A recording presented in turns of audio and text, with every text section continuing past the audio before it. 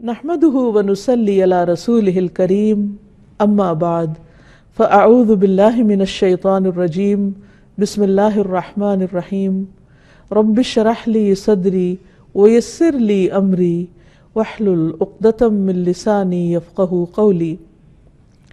ناظرین، پروگرام اللہ کے خوبصورت نام کے ساتھ ایک بار پھر آپ کی خدمت میں حاضر ہیں۔ آج ہم انشاءاللہ اللہ سبحانہ وتعالیٰ کے ایک اور خوبصورت نام السلام کے بارے میں بات کریں گے۔ السلام سراسر سلامتی۔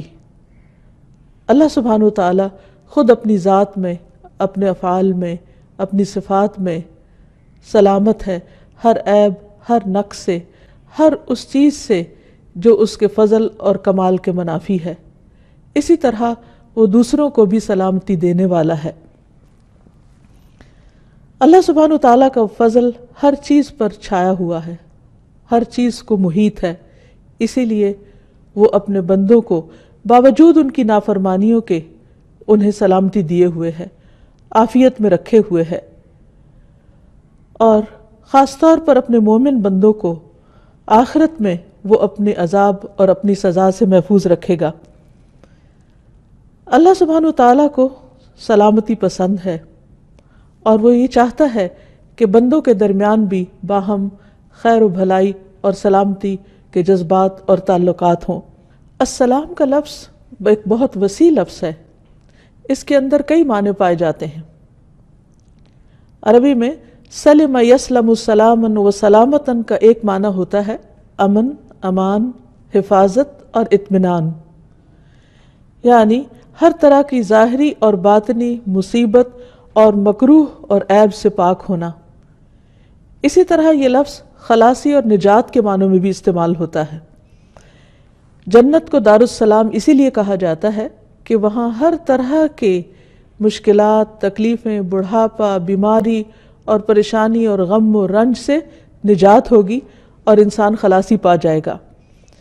قرآن مجید میں آتا ہے لہم دار السلام عند ربہم وہو ولیہم بما کانوا یعملون، انہی کے لیے ان کے رب کے ہاں سلامتی کا گھر ہے، یعنی جہاں وہ ہر تکلیف سے سلامت ہوں گے، اور وہ ان کا مددگار ہے ان اعمال کی وجہ سے جو وہ کرتے ہیں۔ یعنی دنیا میں اگر انسان اپنے ایمان کو سلامت رکھے، اللہ سبحانہ وتعالیٰ کی حدود کی حفاظت کرے، تو کل انشاءاللہ اللہ تعالیٰ اسے سلامتی کا گھر عطا کریں گے۔ حقیقت یہ ہے کہ انسان دنیا میں مکمل امن و امان چاہتا ہے، وہ اپنی دنیا کو جنت بنانا چاہتا ہے، وہ آج کی زندگی کو یہ چاہتا ہے کہ ہر طرح کی تکلیف اور ہر مشکل سے خالی ہو جائے، لیکن اللہ سبحانہ وتعالیٰ نے یہ سلامتی اور یہ امن اور یہ سب نعمتیں کل کے لیے رکھی ہیں، یعنی جنت کی شکل میں۔ اس لیے انسان کو اس دنیا میں رہتے ہوئے اس کی تلاش جاری رکھنی چاہیے اور اس کے لیے محنت کرنی چاہیے۔ اسی طرح اس مصدر کا ایک اور معنی بھی ہے خالص تحفہ، یعنی سلامتی کا ایک معنی خالص تحفہ بھی ہے، یعنی ایسا تحفہ جو باطن کی برائی اور نیت کی خباثت سے پاک اور خالص ہو۔ قرآن مجید میں آتا ہے فَإِذَا دَخَلْتُمْ بُيُوتًا فَسَلِّمُوا عَلَىٰ أَنفُسِكُمْ تَحِيَّةً مِّنْ عِندِ اللَّهِ مُبَارَكَةً طَيِّبَةً، جب تم گھروں میں داخل ہوا کرو تو اپنے گھر والوں کو سلام کہا کرو۔ یہ سلام کیا ہے؟ یہ اللہ سبحانہ وتعالیٰ کی طرف سے مبارک اور پاکیزہ تحفہ ہے۔ تو اللہ سبحانہ وتعالیٰ نے ہمیں جو سلام کا حکم دیا ہے وہ سلامتی کی دعا بھی ہے اور ایک تحفہ بھی ہے۔ ثابت بن عبید کہتے ہیں کہ میں ایک مجلس میں آیا جس میں عبداللہ بن عمر وغیرہ تھے، تو انہوں نے کہا جب تم سلام کرو تو سناؤ، یعنی اونچی آواز میں کرو، کیونکہ وہ اللہ تعالیٰ کی طرف سے طیب اور مبارک دعا ہے۔ یعنی جب ایک انسان دوسرے کو سلام کرتا ہے تو ایک طرح سے برکت کی دعا دیتا ہے اور سلامتی کی دعا دیتا ہے، اور اس چیز کو مسلمانوں کے درمیان رائج کر کے دراصل اللہ سبحانہ وتعالیٰ نے انہیں ایک بہت خوبصورت تحفہ دیا ہے کہ جو وہ ہر وقت ایک دوسرے کو دے سکتے ہیں۔ جیسا کہ ہم جانتے ہیں کہ تحفے کا تبادلہ باہم محبت بڑھاتا ہے، لیکن یہ ممکن نہیں کہ انسان ہر وقت ایک دوسرے کو مادی شکل میں تحفے دے سکے۔ اللہ سبحانہ وتعالیٰ نے ہم سب پر کس قدر مہربانی کی ہے، اور ہمیں ایک ایسا کلمہ سکھا دیا یعنی سلام کا کہ جو خود ایک تحفہ ہے، اور اس کو خود اس نے تحفہ اور برکت والی چیز کہا ہے کہ اگر ہم ایک دوسرے کے ساتھ اس کو ایکسچینج کرتے رہیں تو اس میں ہمارا کچھ بھی خرچ نہیں آتا، لیکن اگر ہم خوشی کے ساتھ دوسروں کو سلام کریں اور جواب میں سلامتی کی دعا پائیں تو اس سے یقیناً ایسے لوگوں کے اندر رحمتیں اور برکتیں نازل ہوں گی، ان کے اندر سے دشمنیاں اور حسد اور شیطان کی ڈالی ہوئی نجاست ختم ہوگی۔ اللہ سبحانہ وتعالیٰ کی طرف سے یہ پاکیزہ اور خوبصورت تحفہ آدم علیہ السلام کو ملا تھا جو ان کی سب اولاد کے لیے تھا۔ اب کچھ نے اسے اختیار کر لیا اور کچھ نے نہیں۔ حدیث میں آتا ہے رسول اللہ صلی اللہ علیہ وسلم نے فرمایا، اللہ سبحانہ وتعالیٰ نے جب آدم علیہ السلام کو پیدا کیا تو ان سے فرمایا کہ جاؤ اور فرشتوں کو سلام کرو، اور جو کچھ وہ تمہیں کہیں اسے غور سے سنو، وہ تمہارا اور تمہاری اولاد کا سلام ہوگا۔ آدم علیہ السلام فرشتوں کے پاس گئے اور انہوں نے کہا السلام علیکم۔ فرشتوں نے جواب میں کہا السلام علیکہ ورحمۃ اللہ۔ انہوں نے لفظ رحمت اللہ کا اضافہ کر لیا۔ تو بہرحال جب کوئی سلام کرے تو قرآن مجید میں حکم ہے اذا حییتم بتحیۃ فحیوا باحسن منہا او ردوہا، کہ جب کوئی تمہیں سلامتی کا تحفہ دے تو تم اس کو واپس لوٹاؤ، یعنی اگر کوئی تمہیں سلامتی کی دعا دے تو جواباً دعا دو اسی طرح یا اس سے بہتر، بِأَحْسَنَ مِنْهَا، اور اگر احسن نہیں یعنی ورحمت اللہ نہیں کہہ سکتے تو فَرُدُّوهَا، اتنا تو کہو جتنا دوسرے نے تمہیں کیا۔ اس لیے جو قوم، جو گھرانہ، جو افراد باہم سلام کو رواج دیتے ہیں، عام کرتے ہیں، ان کے درمیان باہم محبت ہوتی ہے، اللہ سبحانہ وتعالیٰ کی طرف سے سلامتی اترتی ہے۔ اللہ سبحانہ وتعالیٰ کا یہ نام حدیث میں بھی آیا ہے جس میں نبی صلی اللہ علیہ وسلم نے واضح طور پر بتایا کہ یہ اللہ تعالیٰ کا نام ہے۔ عبداللہ بن مسعود کہتے ہیں کہ جب ہم نبی صلی اللہ علیہ وسلم کے پیچھے نماز پڑھا کرتے تو ہم کہتے سلام ہو جبرائیل پر، سلام ہو میکائیل پر، سلام ہو فلاں پر، فلاں پر، سلام ہو اللہ تعالیٰ پر۔ تو رسول اللہ صلی اللہ علیہ وسلم ایک روز ہماری طرف متوجہ ہوئے اور فرمایا ان اللہ هو السلام، اللہ تعالیٰ تو خود السلام ہے، یعنی تم اللہ تعالیٰ کو کیا سلامتی بھیجو گے، وہ تو خود ہی سلامتی ہے، سراسر سلامتی، اور ہر طرح کی سلامتی اسی کی ذات کی طرف سے آتی ہے۔ اور وہ نہ صرف یہ کہ خود سلامتی والا ہے بلکہ سلامتی دینے والا بھی ہے۔ نبی صلی اللہ علیہ وسلم ہر نماز کے بعد 3 بار استغفار کرتے، استغفر اللہ استغفر اللہ استغفر اللہ، اور اس کے بعد یہ دعا پڑھا کرتے تھے اللہم انت السلام ومنک السلام تبارکت یا ذا الجلال والاکرام، اے اللہ تو السلام ہے، یعنی تمام عیوب سے پاک ہے، ہر کمی سے پاک ہے، اور تجھی سے سلامتی ہے، یعنی اس کائنات کے اندر جو کچھ بھی سلامت ہے وہ تیری وجہ سے ہے، اے بزرگی اور بخشش والے تو برتر ہے، بہت برکت والا ہے، تبارکت یا ذا الجلال والاکرام۔ اللہ سبحانہ وتعالیٰ نے اپنے انبیاء اور نیک بندوں کو دنیا میں سلام کیا ہے۔ قرآن مجید میں آتا ہے سلام علی نوح، سلامتی ہو نوح پر علیہ السلام۔ پھر اسی طرح سلام علی ابراہیم، ابراہیم پر سلامتی ہو۔ سلام علی موسیٰ، موسیٰ علیہ السلام پر سلامتی ہو۔ سلام علی الیاسین، الیاسین پر سلامتی ہو۔ اور سلام علی المرسلین، سارے رسولوں پر سلامتی ہو۔ قرآن مجید کی ایک اور آیت میں آتا ہے قل الحمد للہ وسلام علی عبادہ الذین اصطفیٰ اللہ خیر اما یشرکون۔ اللہ تعالیٰ نے نبی صلی اللہ علیہ وسلم سے کہا کہہ دیجئے سب تعریف اللہ کے لیے ہے اور سلام ہے اس کے ان بندوں پر جنہیں اس نے چن لیا، کیا اللہ بہتر ہے یا وہ جنہیں یہ شریک ٹھہراتے ہیں۔ اللہ سبحانہ وتعالی جو السلام ہے اسی سے سلامتی اور عافیت کی امید اور توقع کی جا سکتی ہے۔ وہی اپنے بندوں کو ہر طرح کے ہول، ہر طرح کے خوف اور ہر طرح کی پریشانی میں سلامتی عطا کرتا ہے۔ جیسی سلامتی اس نے یحییٰ علیہ السلام کو عطا کی، جس کا خاص طور پر اللہ تعالیٰ نے قرآن مجید میں ذکر کیا۔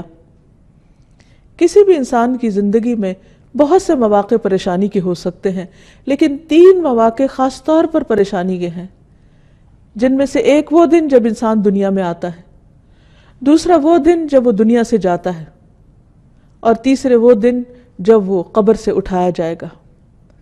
دنیا میں آنے کا دن پریشانی کا دن اس لیے کہ انسان ایک بالکل تنگ و تاریک کوٹھڑی سے ایک وسیع اور عریض دنیا میں آ جاتا ہے جو اس کے لیے بالکل اجنبی ہے، تو وہ آتے ہی گھبراہٹ کا شکار ہوتا ہے۔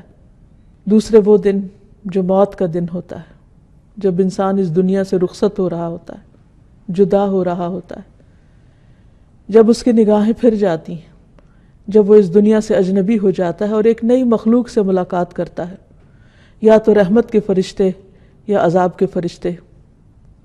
جو نیک روح ہوتی ہے اس کے پاس جو فرشتے آتے ہیں وہ آ کر اس کو سلام کرتے ہیں، سلام علیکم طبتم، سلامتی ہو تم پر، تم بہت اچھے رہے۔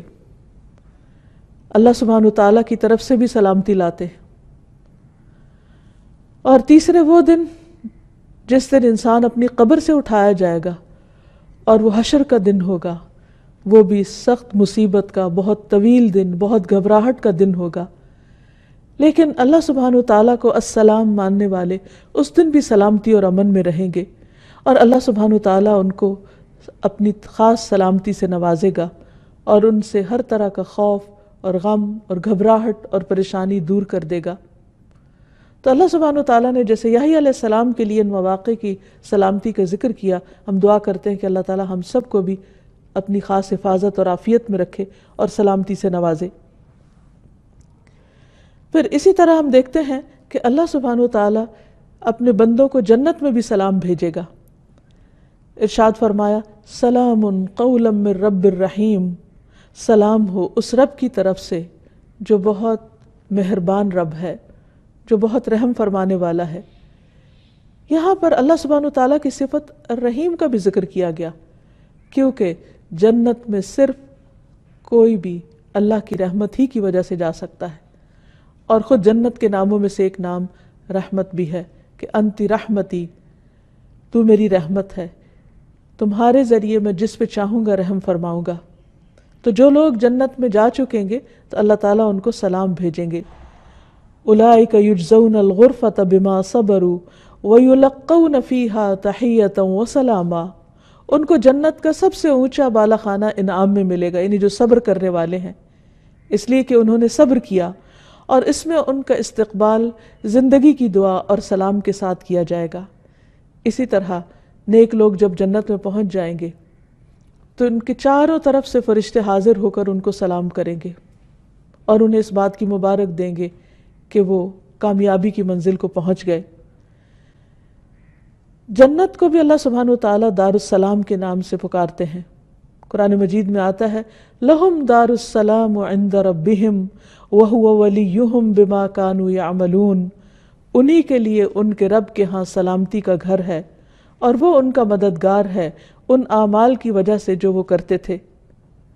یعنی جنت ایک ایسا مقام ہے کہ جہاں انسان کو کسی قسم کی کوئی تکلیف نہ ہوگی، کوئی پریشانی نہ ہوگی، لا یسمعون فیہا لغوا ولا تأثیما، جس میں انسان نہ کوئی بیہودہ گفتگو سنے گا اور نہ ہی گناہ میں ڈالنے کی کوئی بات، الا قیلا سلاما سلاما، مگر وہاں ایک قول بہت زیادہ ہوگا، ایک بات بہت عام ہوگی اور وہ سلام ہی سلام ہوگی، یعنی ہر طرف سے سلامتی کی پکار ہوگی، ہر کوئی ایک دوسرے کو سلامتی کے ساتھ گریٹ کر رہا ہوگا۔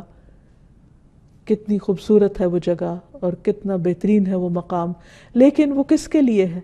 یہ ان لوگوں کے لیے ہے جو دنیا میں ایک دوسرے کو اپنی تکلیفوں سے سلامتی میں رکھے، جو دنیا میں دوسروں کے لیے تکلیف کا باعث نہ رکھے بنے، جو اپنی زبان سے دوسروں کو سلامت رکھے، جو اپنے ہاتھوں سے دوسروں کو سلامت رکھے، جو اس دنیا میں شر اور فساد نہ پھیلائیں، دنیا کو بھی ایک سلامتی کی جگہ بنائیں۔ پھر یہ ہے کہ اللہ سبحانہ وتعالیٰ کا جو نام السلام ہے، یہ اس لیے بھی ہے کہ اللہ سبحانہ وتعالیٰ ہر نقص اور عیب سے پاک ہیں۔ اللہ سبحانہ وتعالیٰ کی صفات اتنی بلند ہیں، اس کی شان اتنی بلند ہے کہ اس کے اندر کسی قسم کا بھی کوئی نقص نہیں پایا جاتا، کوئی عیب نہیں پایا جاتا، اور اسی لیے وہ سلامتی کو پسند کرتا ہے۔ اس نے ہمارے لیے جو دین پسند کیا اس کا نام بھی اسلام رکھا، جو پھر اسی روٹ یعنی سین لام میم سے ہی ہے کہ جو شخص اسلام قبول کر لیتا ہے وہ سلامتی میں آ جاتا ہے، اللہ تعالیٰ کی رحمت میں آ جاتا ہے۔ قرآن مجید میں اللہ سبحانہ وتعالیٰ فرماتے ہیں وَرَضِيتُ لَكُمُ الْإِسْلَامَ دِينًا، میں نے تمہارے لیے دین اسلام کو پسند کیا، یعنی اسلام کو بطور دین تمہارے لیے پسند کیا۔ پھر اللہ تعالیٰ جو انسانوں کو ہدایت کی طرف بلاتا ہے تو اس کے لیے بھی فرماتا ہے وَاللَّهُ يَدْعُو إِلَىٰ دَارِ السَّلَامِ، اللہ تمہیں سلامتی کے گھر کی طرف دعوت دیتا ہے، یعنی اگر تم اللہ کی مرضی کے مطابق زندگی بسر کرو، اس کی اطاعت کرو، اس کی فرما برداری کرو تو تم سلامتی کو پہنچو گے۔ پھر اسی طرح ایک اور جگہ پر فرمایا قَدْ جَاءَكُم مِّنَ اللَّهِ نُورٌ وَكِتَابٌ مُّبِينٌ يَهْدِي بِهِ اللَّهُ مَنِ اتَّبَعَ رِضْوَانَهُ سُبُلَ السَّلَامِ وَيُخْرِجُهُم مِّنَ الظُّلُمَاتِ إِلَى النُّورِ بِإِذْنِهِ وَيَهْدِيهِمْ إِلَى صِرَاطٍ مُّسْتَقِيمٍ۔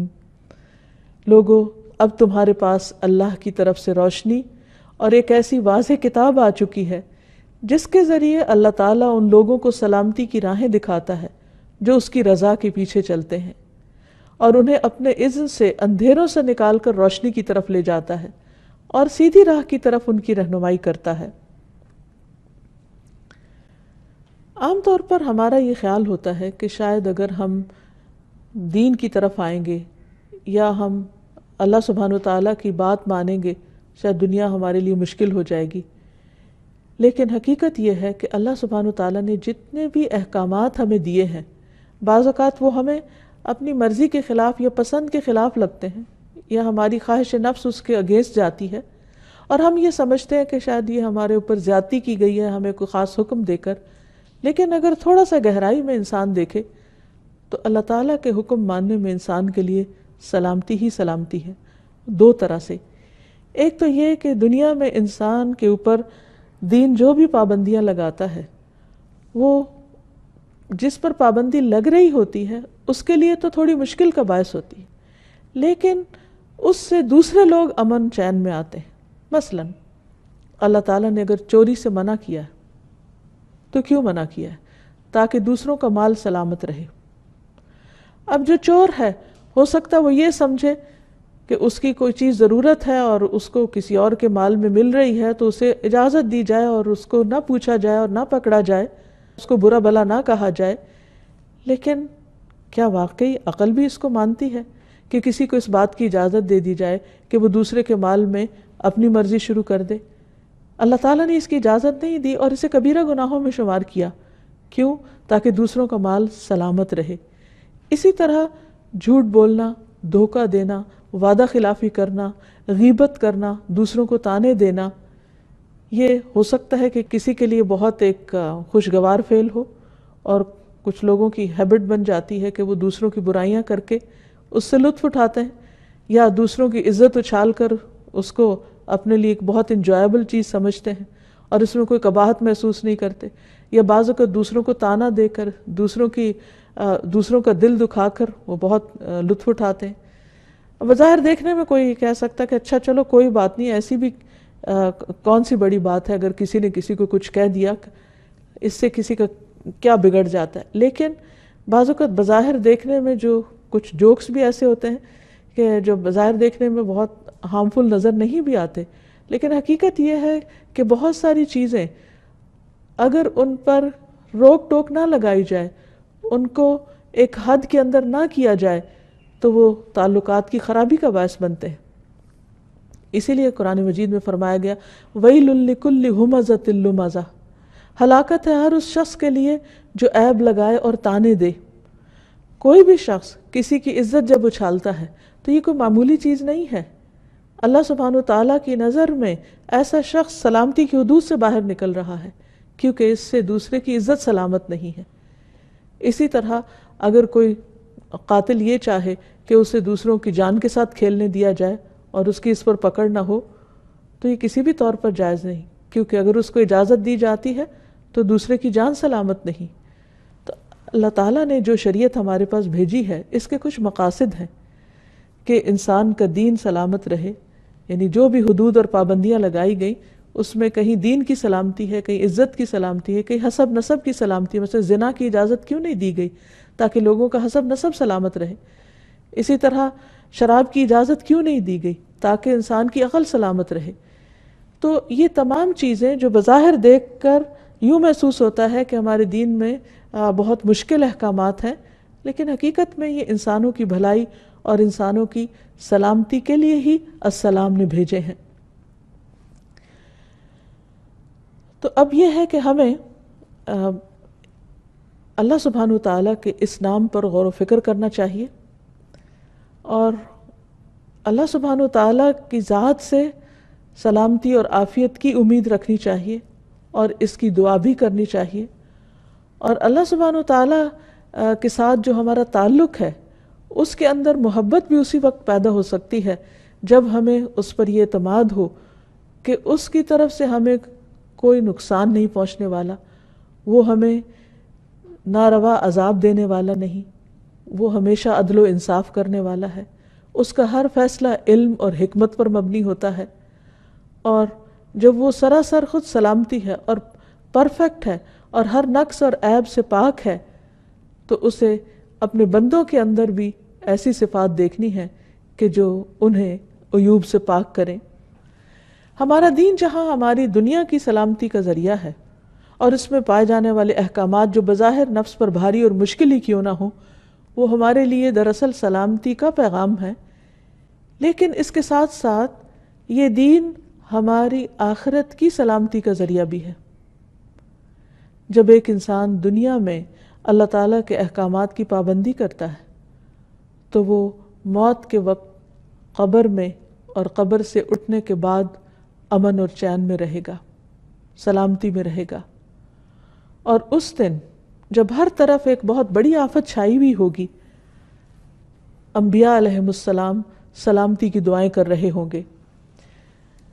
رسول اللہ صلی اللہ علیہ وسلم نے فرمایا، جہنم کی پشت پر پل بنا کر ایک راستہ بنایا جائے گا جس کو عام طور پر پل صراط کہا جاتا ہے۔ تمام پیغمبر اپنی امتوں کے ساتھ اس پل سے گزریں گے۔ میں پہلا رسول ہوں گا جس کو اپنی امت کے ساتھ اس پل پر سے گزرنے کی اجازت دی جائے گی۔ قرآن مجید میں بھی آتا ہے وَإِن مِّنكُمْ إِلَّا وَارِدُهَا، تم میں سے کوئی بھی ایسا نہیں جو اس کے اوپر سے نہ گزرے، سب کو وہیں سے گزرنا ہے، جنت تک پہنچنے کے لیے بھی اس پل کا سفر کرنا ہے۔ تو فرمایا کہ میں سب سے پہلے اپنی امت کے ساتھ گزروں گا۔ اس روز انبیاء کے علاوہ کوئی بھی اور بات نہ کر سکے گا، اور انبیاء بھی صرف یہ کہیں گے اللہم سلم سلم، اے اللہ سلامتی دے، اے اللہ سلامتی دے۔ یعنی وہ بھی ایک بہت گھبرا دینے والا، پریشان کن مرحلہ ہوگا کہ جب وہ، جیسے کہا جاتا ہے کہ بال سے بھی باریک اور تلوار سے بھی تیز وہ پل ہے کہ جس کے اوپر سے سب کو گزرنا ہوگا۔ تو ایک اور روایت میں بھی آتا ہے صحیح مسلم کی کہ تمہارے نبی صلی اللہ علیہ وسلم پل صراط پر کھڑے ہو کر کہہ رہے ہوں گے رب سلم سلم، اے رب سلامت رکھ، اے رب سلامت رکھ۔ یعنی انسان اس گرنے سے، کیونکہ وہ جہنم کے اوپر لگا ہوا ہوگا، تو کوئی ذرا بھی اگر لغزش کھایا یا جس کے پاؤں اکھڑ گئے وہ پھر سلامت نہیں رہ سکتا۔ تو نبی صلی اللہ علیہ وسلم کا یہ دنیا میں تو ہم پر خیر بہت سارے احسانات ہیں ہی، قیامت کے دن بھی اپنی امت کے لیے ان کے بہت سے احسانات ہیں، جن میں سے ایک یہ کہ وہ پل صراط کے پاس کھڑے ہو کر جب ان کی امت گزر رہی ہوگی تو سراسر سلامتی کی دعائیں مانگ رہے ہوں گے۔ نبی صلی اللہ علیہ وسلم نے فرمایا پھر ایک وقت آئے گا کہ بندوں کے اعمال انہیں چلنے نہیں دیں گے، حتیٰ کہ ایک شخص آئے گا جو چلنے کی طاقت نہیں رکھتا ہوگا اور اپنے آپ کو پل صراط سے گھسیٹتے ہوئے گزارے گا۔ اس کی اور بھی تفصیلات ہمیں احادیث میں ملتی ہیں کہ کچھ لوگ بجلی کی تیزی سے گزر جائیں گے، ہر کوئی اپنے اپنے اعمال کے مطابق گزرے گا۔ کچھ لوگ پانی کی رفتار سے، کچھ ہوا کی رفتار سے، کچھ اونٹوں کی رفتار سے، کچھ پیدل چلنے والوں کی رفتار سے، اور یہاں جو بتایا گیا کہ ایک شخص اپنے اعمال کی وجہ سے اتنا، یعنی اپنے برے اعمال کی وجہ سے اتنا بوجھل ہوگا کہ چل بھی نہیں سکے گا اور گھسٹ گھسٹ کے وہ پل پار کر رہا ہوگا۔ تو اس لیے اللہ تعالیٰ سے دعا کرنی چاہیے کہ اللہ تعالیٰ ہمیں اس دن کے ہول، اس دن کی گھبراہٹوں اور اس دن کی پریشانیوں سے محفوظ رکھے. لیکن اس کے لیے دنیا میں اللہ سبحانہ و تعالیٰ کے احکامات کی پابندی ضروری ہے، دین اسلام کے اندر پورے کا پورا داخل ہونا ضروری ہے تاکہ ہم یہاں اور وہاں دونوں جگہ سلامتی پا سکیں. نبی صلی اللہ علیہ وسلم ہر نماز کے بعد تو سلامتی کی دعا کرتے ہی تھے، ہر مہینے کے آغاز میں بھی سلامتی کی دعا کرتے. جب چاند دیکھتے تو فرماتے اللہم اہلہ علینا بالیمن والایمان والسلامت والاسلام ربی وربک اللہ. اے اللہ ہم پر اس چاند کو خیر، ایمان، سلامتی اور اسلام کے ساتھ طلوع فرما. اے چاند میرا اور تیرا رب اللہ ہے. یعنی جب انسان نئے چاند کو دیکھے تو سلامتی مانگے، جیسے کوئی نیا دن شروع ہوتا ہے، نیا مہینہ شروع ہوتا ہے. پھر اسی طرح ہم نماز کی حالت میں بھی سلامتی کی دعا کر رہے ہوتے ہیں، جس میں التحیات للہ والصلوات والطیبات السلام علیک ایھا النبی.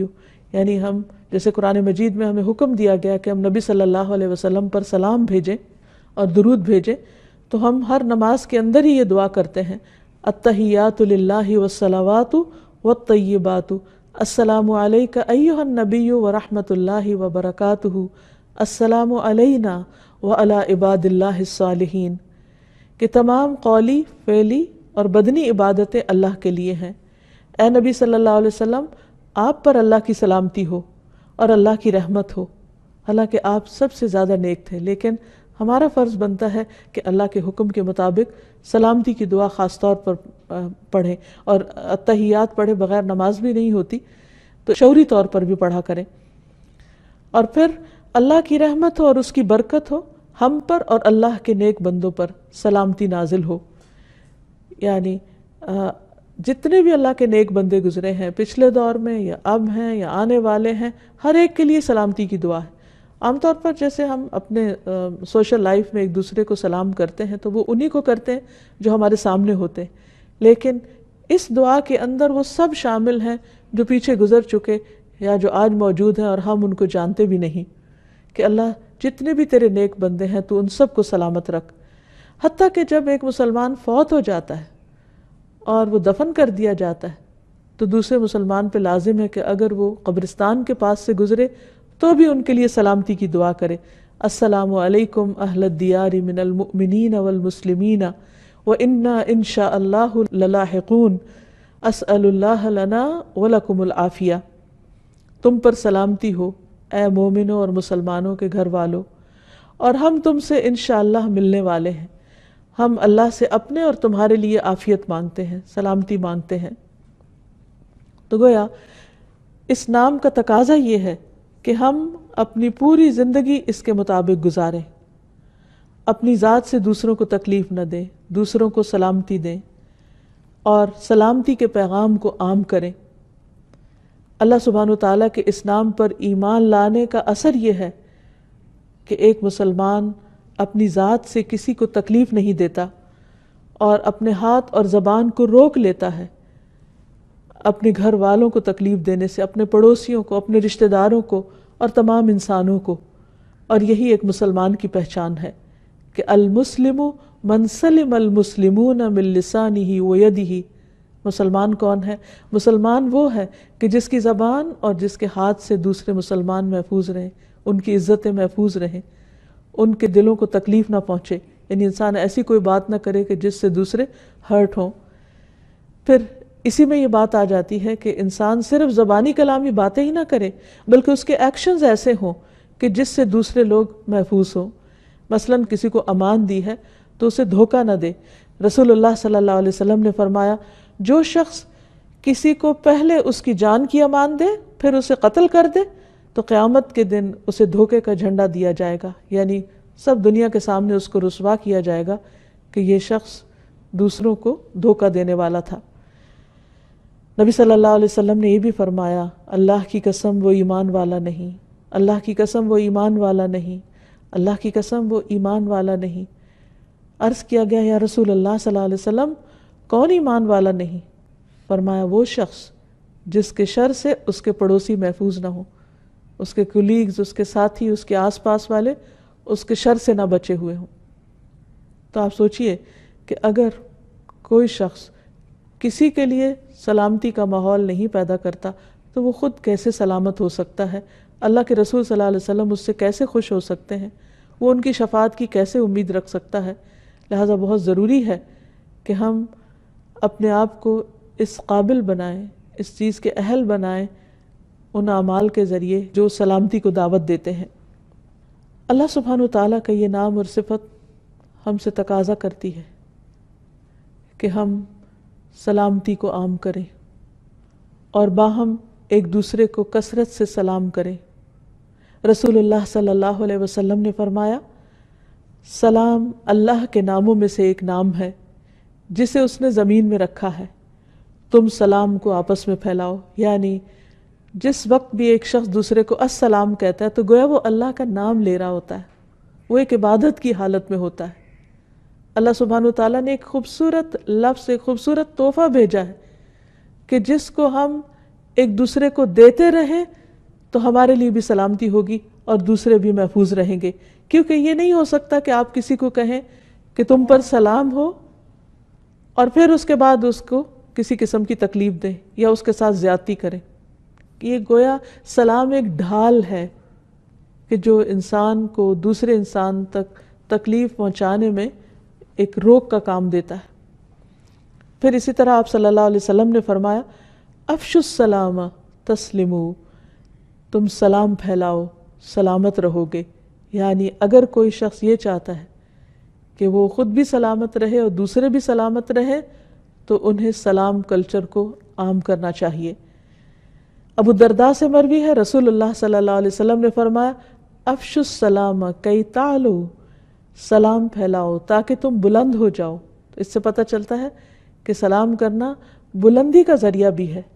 اور پھر ایک مسلمان کے دوسرے مسلمان پر جو 6 حقوق ہیں ان میں سے سب سے پہلے نمبر پر سلام ہی ہے۔ پھر مسلمان کی گفتگو کا آغاز بھی سلام سے ہونا چاہیے۔ حدیث میں آتا ہے السلام قبل الکلام، کلام سے پہلے سلام کیا جائے۔ اور پھر صرف ملاقات کے وقت ہی سلام نہ کیا جائے، جدا ہوتے وقت بھی سلام کیا جائے۔ نبی صلی اللہ علیہ وسلم نے فرمایا، جب تم میں سے کوئی شخص کسی مجلس میں پہنچے تو سلام کرے، اور جب وہاں سے جانے کے لیے کھڑا ہو تو سلام کرے۔ اور دوسرا سلام پہلے سلام سے کچھ کم نہیں، یعنی دونوں ہی امپورٹنٹ ہے۔ اسی طرح صرف السلام علیکم بھی کہا جا سکتا ہے اور السلام علیکم ورحمۃ اللہ وبرکاتہ بھی، جو اس میں ان 2 مزید دعاؤں کا اضافہ کرتا ہے اس کا اجر اور بھی زیادہ بڑھ جاتا ہے۔ پھر جو شخص سلام میں پہل کرتا ہے وہ دراصل اللہ کی قربت تلاش کر رہا ہوتا ہے۔ یعنی سلام کرنا محض ایک رسمی یا رواجی کلمہ نہیں ہے، بلکہ یہ سراسر عبادت ہے جس سے اللہ کا قرب نصیب ہوتا ہے۔ ابو امامہ کہتے ہیں کہ عرض کیا گیا، اے اللہ کے رسول صلی اللہ علیہ وسلم، جب 2 آدمیوں کی ملاقات ہو تو کون پہلے سلام کرے؟ پہل کس کو کرنی چاہیے؟ آپ نے فرمایا، جو ان دونوں میں سے اللہ کے نزدیک زیادہ ہوگا وہ سلام میں پہل کرے گا۔ یعنی جو سلام کرنے میں پہل کر جاتا ہے وہ دراصل اس بات کی علامت ہے کہ وہ اللہ کے قریب ہے، یعنی اللہ سبحانہ تعالیٰ کی اس صفت کے ساتھ اس کو ایک خاص تعلق ہے اور وہ انشاءاللہ اللہ تعالیٰ کی طرف سے سلامتی بھی پائے گا۔ پھر یہ ہے کہ سلام پہلے کرنے میں اجر میں بھی سبقت لے جاتا ہے انسان، یعنی دونوں کو اگرچہ ثواب ملتا ہے لیکن جو پہل کرتا ہے اس کو زیادہ اجر ملتا ہے، اور یہ مفت میں نیکیاں کمانے کا ایک ذریعہ ہے جس پر کچھ بھی خرچ نہیں آتا۔ ابو ہریرہ کہتے ہیں کہ ایک شخص رسول اللہ صلی اللہ علیہ وسلم کے پاس آیا، آپ اس وقت ایک مجلس میں تشریف رکھے ہوئے تھے۔ اس شخص نے کہا السلام علیکم، آپ نے فرمایا 10۔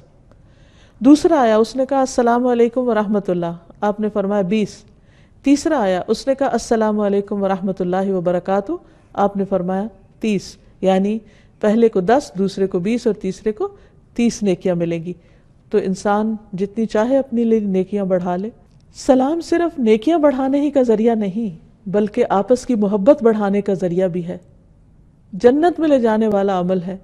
نبی صلی اللہ علیہ وسلم نے فرمایا، تم جنت میں داخل نہ ہو سکو گے جب تک ایمان نہ لاؤ، اور تم ایمان نہیں لا سکتے جب تک آپس میں محبت نہ کرو۔ یعنی باہم محبت ایمان کا ذریعہ ہے۔ کیا میں تمہیں ایسی بات نہ بتاؤں کہ تم اس پہ عمل کرو تو تمہارے درمیان محبت پیدا ہو جائے؟ افشوا السلام بینکم، آپس میں سلام کو رواج دو، یعنی جب کثرت سے سلام کرو گے تو دلوں میں محبت پیدا ہو جائے گی۔ اور پھر یہ کہ صرف بڑوں کو ہی نہیں، صرف اپنے جیسوں کو ہی نہیں، بلکہ بچوں کو بھی سلام کرنا چاہیے۔ انس کہتے ہیں کہ نبی صلی اللہ علیہ وسلم بچوں کے پاس سے گزرے تو آپ نے ان کو سلام کیا۔ پھر اسی طرح بعض اوقات انسان کہیں باہر جاتا ہے تو سلام کرتا ہے، لیکن گھر والوں کو سلام نہیں کرتا، تو گھر والوں کو بھی سلام کرنا چاہیے۔ ابو امامہ کہتے ہیں آپ صلی اللہ علیہ وسلم نے فرمایا 3 لوگ ایسے ہیں جن کا ضامن اللہ ہے، اگر وہ زندہ رہے تو اللہ ان کے لیے کافی ہو جائے گا، اگر فوت ہو جائے تو وہ جنت میں داخل ہوگا۔ ایک وہ شخص جو اپنے گھر میں سلام کر کے داخل ہو، یعنی اپنے ہی گھر والے ہیں، اپنے ہی پیارے ہیں، لیکن ان کو بھی دعا دیتا ہے۔ کیونکہ بعض اوقات ہم سمجھتے ہیں کہ شاید یہ کرٹیسی کے طور پر یا دوسرے لوگوں کے ساتھ ایک اچھا ریلیشن بنانے کے لیے، بے تکلفی لانے کے لیے یہ کلمہ دہرایا جائے، نہیں۔ جو شخص گھر والوں کو سلام کرتا ہے وہ جنت کا مستحق قرار پاتا ہے۔ پھر اسی طرح وہ شخص جو مسجد کی طرف چلا، اللہ اس کا ضامن، اور تیسرا وہ جو اللہ کے راستے میں نکلا، اللہ تعالیٰ اس کا بھی ضامن ہے، اس کا بھی مددگار ہے۔ یہاں تک کہا گیا ہے کہ اگر گھر خالی ہو تو بھی سلام کرو۔ عبداللہ بن عمر کہتے ہیں کہ جب کوئی خالی گھر میں داخل ہو تو کہے السلام علینا وعلی عباد اللہ الصالحین، سلام ہو ہم پر اور اللہ کے نیک بندوں پر۔ السلام علینا یعنی اور کوئی نہیں تو اپنے آپ ہی کو سلام کرے۔ پھر اسی طرح اگر گھر میں کوئی سو رہا ہو تو ہلکی آواز سے سلام کرے، تاکہ یہ نہیں کہ زبان سے تو سلامتی بھیج رہا ہے لیکن اس کو دوسرے کو تکلیف دے رہا ہے۔ پھر اسی طرح جس کو نہ جانتے ہو اس کو بھی سلام کیا جائے۔ کہیں جھگڑا ہو جائے، بحث ہو جائے، یا کوئی لا علم شخص کوئی ناروا بات کرے تو اس کو بھی سلام کر کے انسان ایک طرف ہو جائے۔ جیسے قرآن مجید میں آتا ہے وَإِذَا خَاطَبَهُمُ الْجَاهِلُونَ قَالُوا سَلَامًا، کہ جب جاہلوں سے ان کا پالا پڑتا ہے تو کہہ دیتے ہیں تم پر سلامتی ہو، اور ان سے اعراض برتتے ہیں۔ پھر یہ کہ سلام جو ہے وہ ناراضگی دور کرنے کا بھی ذریعہ ہے، اور جب کبھی باہم رنجش ہو جائے یا کوئی تعلقات میں کمی بیشی ہو جائے تو اس وقت بھی اس تعلق کو دوبارہ ریوائیو کرنے کے لیے سلام ایک بہت ہی خوبصورت طرز عمل ہے۔ پھر یہ کہ صحابہ کرام جو تھے وہ باہم ایک دوسرے کو کثرت سے سلام کرتے، یہاں تک آتا ہے کہ اگر کوئی کسی درخت کے اوٹ کے پیچھے ہوتا پھر سامنے آتا تو پھر سلام کیا کرتے۔ آپ صلی اللہ علیہ وسلم نے یہاں تک بھی فرمایا کہ جو سلام نہ کرے اسے اندر آنے کی اجازت نہ دو۔ اور اس معاملے میں صرف یہ نہیں کہ کرنے کی فضیلت بتائی گئی، جو نہ کرے اس کو ناپسند بھی کیا گیا۔